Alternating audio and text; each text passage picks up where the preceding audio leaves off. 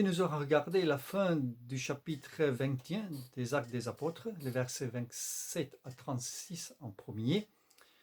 Ce qui est intéressant de ce verset aussi, de voir la ressemblance, la similitude entre ce qui se passe dans la vie de Paul et aussi ce qui s'est passé dans la vie de Jésus-Christ.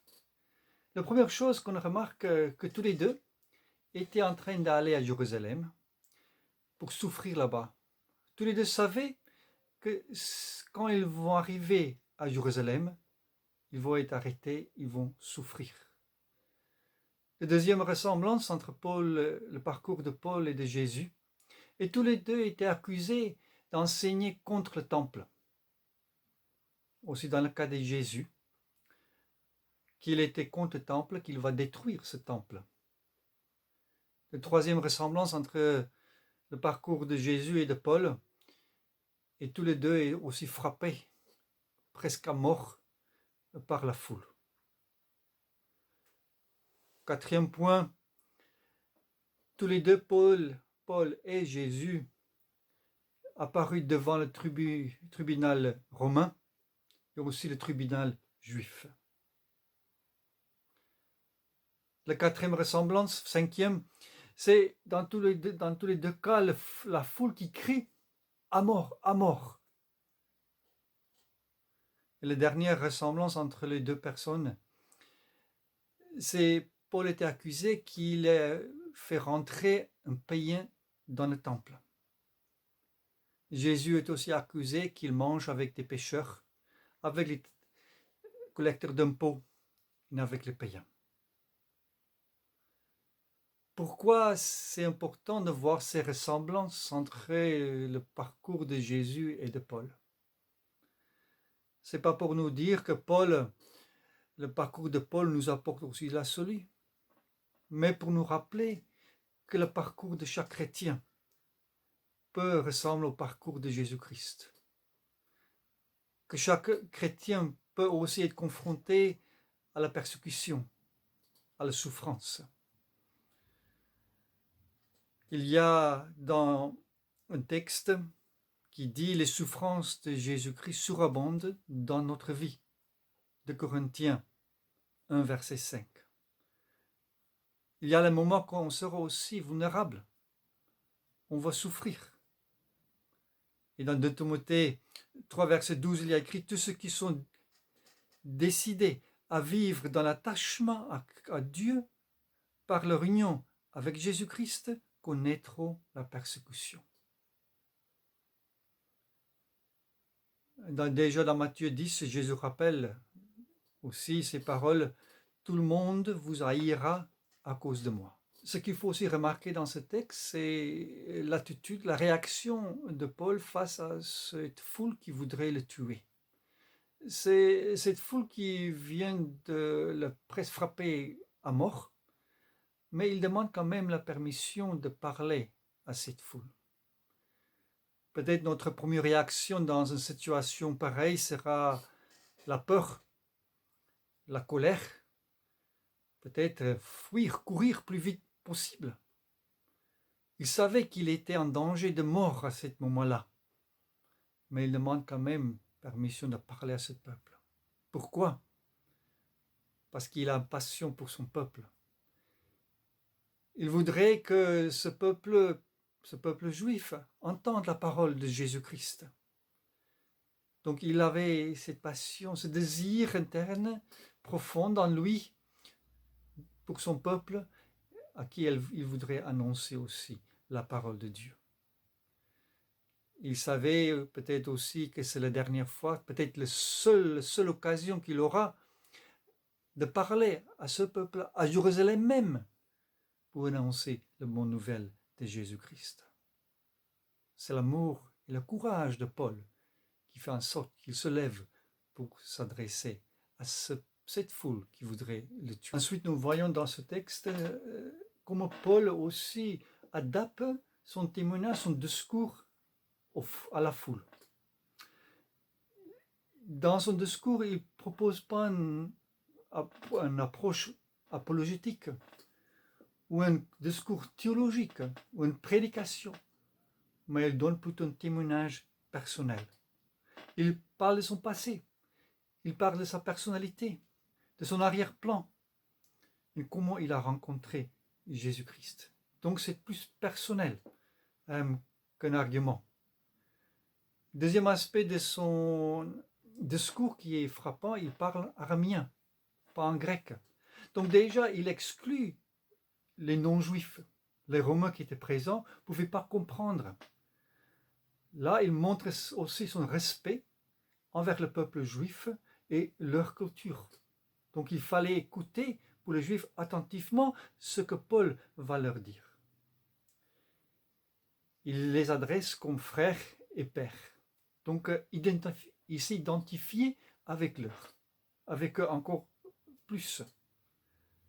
Il rappelle comment il a grandi aussi à Jérusalem, comment il a aussi reçu son enseignement parmi les plus grands maîtres, Gamaliel. Et puis, Paul souligne aussi le fait qu'il était zélé pour Dieu commun. Il utilise cette violence qu'ils ont manifestée envers Paul comme zèle pour Dieu, comme il était aussi quand il a persécuté l'Église.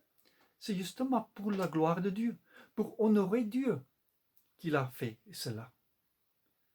Et après, quand on arrive là à raconter une histoire, ses interlocuteurs pouvaient poser la question, mais qu'est-ce qui s'est passé? Si tu étais zélé pour Dieu comme nous, si tu as fait tout ça pour honorer Dieu, mais qu'est-ce qui s'est passé que tu as changé d'avis? Et justement là, il raconte aussi sa conversion, sa rencontre avec Jésus-Christ, cette vision qu'il avait. Et ça fait partie de son témoignage. Le dernier point qu'on peut remarquer, que jusqu'à là, on ne peut pas contredire, ils sont d'accord, ils écoutent bien Paul. Et au verset 15, il parle que cette parole, ce message est adressé à tous les hommes. Pour l'instant, pas de réaction. Mais au verset 21, il parle que ce message, il est aussi envoyé vers le païen. Et là, catastrophe. La foule s'éclate dans tous les sens et il y a encore une manifestation. Le message pour le païen n'est pas possible pour les juifs. Qu'est-ce que nous pouvons apprendre de ce discours de Paul pour nous aujourd'hui? On voit chez Paul, il y a une certaine audace, un certain courage extraordinaire.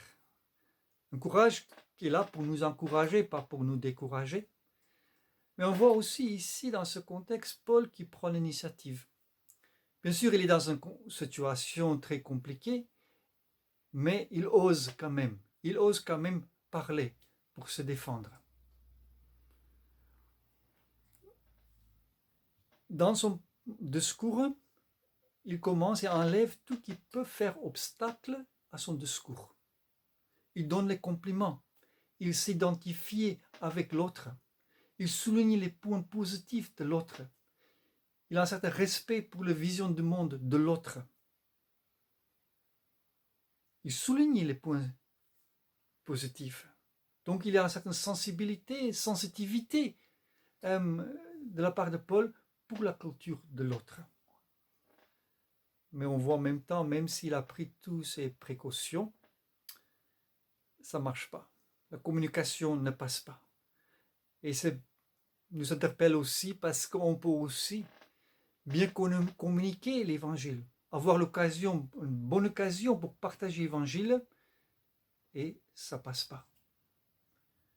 Mais ce qui est important d'avoir cette adaptation quand nous allons partager l'évangile, et que nous avons cette compassion pour le peuple à qui nous nous adressons.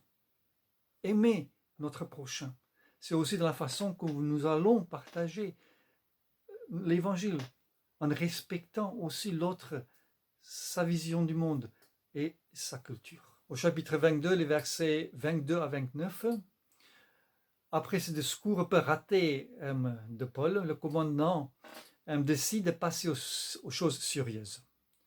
Donc là, il dit, maintenant, c'est le moment pour donner le coup de fouet à Paul. Et là, il y a quelque chose d'assez intéressant qui arrive. Nous allons d'abord lire au chapitre 16 comment Paul a réagi dans plus ou moins la même situation, mais il a réagi autrement.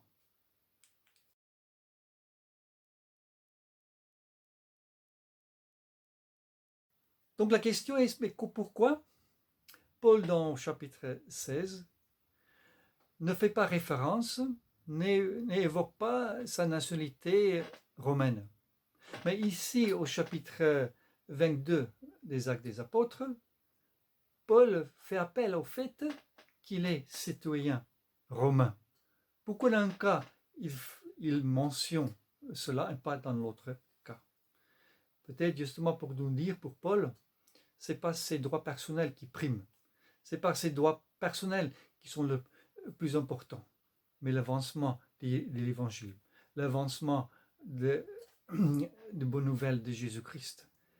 Il ne fait pas automatiquement appel à ses droits en tant qu'humain. Donc ce n'est pas son propre intérêt, son confort personnel qui prime, mais justement l'avancement de l'évangile. Aussi, est-ce que nous sommes aussi prêts dans notre partage de l'évangile de mettre de temps en temps, on voit, ce n'est pas automatique, nos propres intérêts à côté pour faire avancer le royaume de Dieu. Lisons dans Romains 12, les versets 14 à 21. Demandez à Dieu de faire du bien à ceux qui vous persécutent. Oui, demandez du bien pour eux. Ne demandez pas du mal. Partagez la joie de ceux qui sont dans la joie, les larmes de ceux qui pleurent. Ayez les uns pour les autres une égale considération. Ne visez pas à ce qui est trop haut, mais laissez-vous attirer par ce qui est humble. Ne vous prenez pas pour des sages. Ne répondez jamais au mal par le mal. Cherchez au contraire à faire ce qui est bien devant tous les hommes. Autant que possible, et dans la mesure où cela dépend de vous, vivez en paix avec tous les hommes. Mes amis, ne vous vengez pas vous-même, mais laissez agir la colère de Dieu, car il est écrit. C'est à moi qu'il appartient de faire justice, c'est moi qui rendrai à chacun son dû. Mais voici votre part.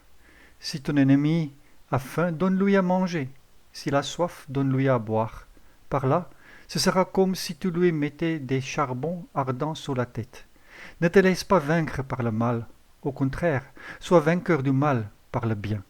Donc quand on fait appel à nos droits, qu'on revendique nos droits, qu'on demande que justice soit faite, ce n'est pas nos droits qui sont en jeu, mais c'est l'honneur de Jésus-Christ qui sont en jeu. C'est notre prochain qui est en jeu. Ce n'est pas moi qui est au centre. Donc on a besoin de certains discernements pour savoir mais quand il faut parler, quand il faut se taire, quand il faut revendiquer nos droits et quand il faut laisser aller. Parce qu'en disant rien, on peut aussi faire savoir qu'on est indifférent. Ça nous est égal. Donc en réagissant, ce n'est pas aussi non plus parce qu'on voudrait nous venger contre l'autre.